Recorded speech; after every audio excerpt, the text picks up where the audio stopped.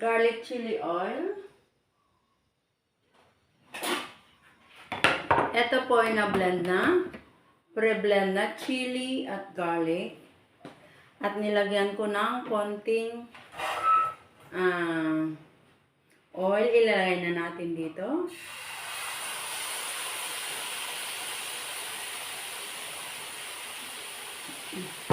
At i-boil natin sa very low fire.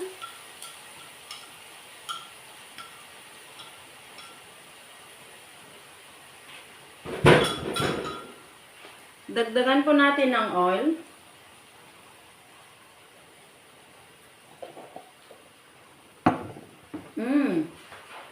At i-stir lang natin.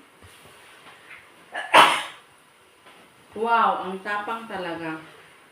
Pero alam niyo to guys, napakaganda. Takpan natin. Halu-haluin natin lang. Tama na yung mantika. At mamaya natin lagyan ng pag malapit ng maluto. Kailangan lang very low fire kasi kailangan magmas pag ano to kasi sobrang yung pinitas kong chili sa garden talagang ano to matapang.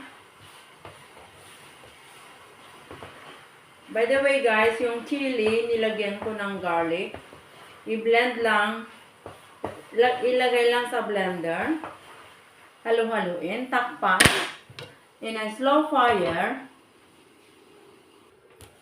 Ayan guys.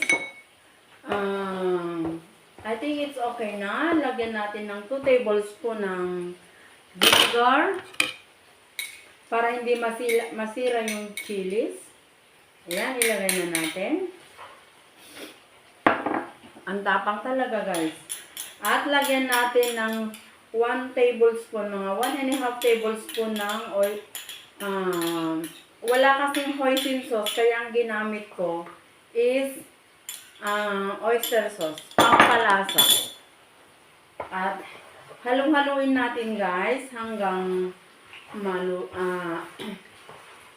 well blend na yung ano. I think this is okay, this is cooked kasi pinakuluan na natin ng more than 3 to 4 minutes in a very low fire.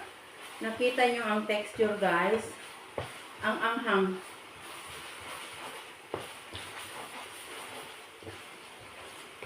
Ayan, kaysa bumili ka ng napakamahal na chili sauce, ito guys,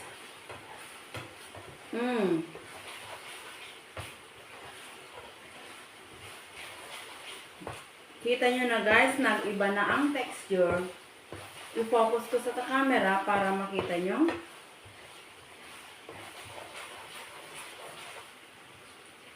Takpan lang ng saglit.